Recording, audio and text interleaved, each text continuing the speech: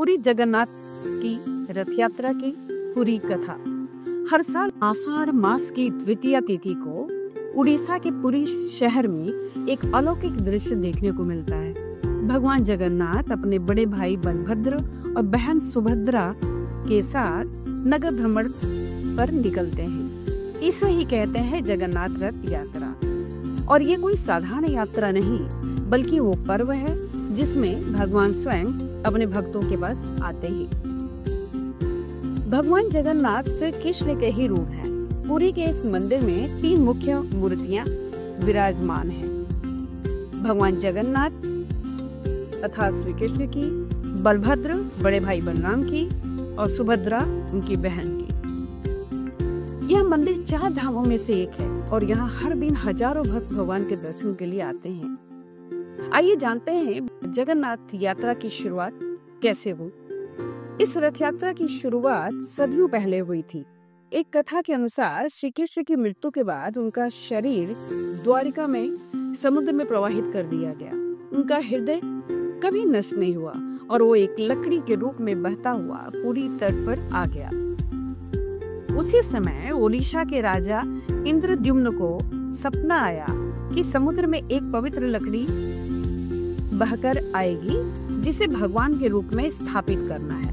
तब राजा इंद्रद्युम्न ने उस दिव्य लकड़ी से भगवान जगन्नाथ, बलभद्र, सुभद्रा की मूर्ति बनवाई। इसी स्थापना के उपलक्ष्य में हर साल रथ यात्रा मनाई जाती है। इस रथ यात्रा का अर्थ है भगवान का मंदिर से निकलकर भक्तों के बीच आना। आमतौर पर हम मंदिर जाते हैं भगवान के दर्शन करने, पर इस दिन भगवान स्वयं बाहर आके सबको दर्शन देते हैं, चाहे अमीर हो या गरीब। ऊंच नीच का कोई भेदभाव नहीं होता। इस दिन पुरी में करोड़ों भक्त भगवान के रथ को खींचते हैं, क्योंकि ऐसा माना जाता है कि रथ की रस्सी खींचना का अर्थ है मोक्ष की डोरी पकड़ना। तीनों रथों के नाम और उनकी विशेषताएं। पहले भगवान जगन्नाथ का रथ, जिसका नाम है नंदी घोष या गरुड़ ध्वज, इसमें 16 पहिए होते हैं। यह लाल और पीले रंग का होता है और इसकी ऊंचाई 45.6 फीट होती है। बलभद्र का रथ, जिसका नाम है ताल ध्वज, इसमें 14 पहिए होते हैं और ये लाल और हरे रंग का होता है और इसकी ऊंचाई है 45 फीट। तीसरा है सुभद्रा जी का रथ, नाम है दर्पदलन, इसमें 12 पहिए होते हैं और ये लाल और काले रंग का होता है। इसकी ऊंचाई 44.6 फीट होती है।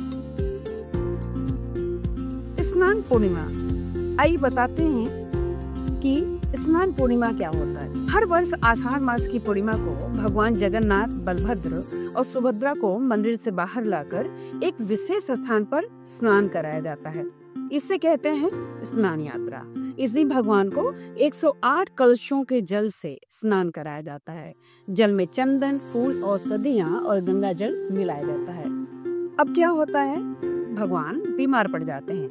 इसे कहते हैं अनवस्त्रा काल, अर्थात भगवान दर्शन नहीं देते हैं। यह अवधि लगभग 15 दिन की होती है। मान्यता है कि स्नान के बाद भगवान को जुकाम और बुखार हो जाता है, इसलिए इस समय उन्हें विश्राम कराया जाता है और कोई दर्शन नहीं कर सकता है। तीसरा है औषधि और दैता सेवक। इस दौरान भगवान की सेवा कुछ विशेष सेवक करते हैं, जिन्हें कहते हैं दैता पंडा।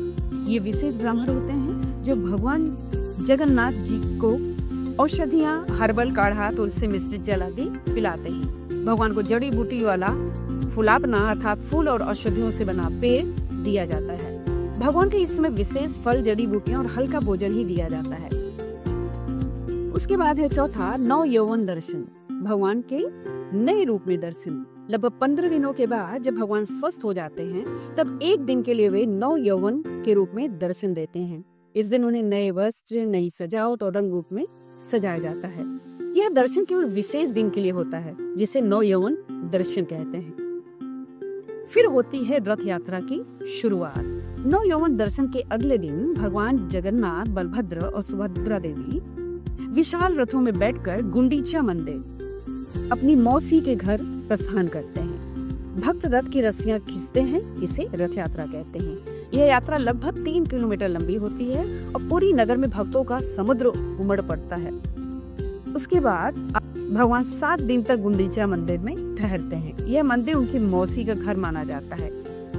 वहाँ वे सादगी और शुद्धता से रहते हैं और विशेष भोग जैसे पाना, खिचड़ी आदि चढ़ाया जाता है।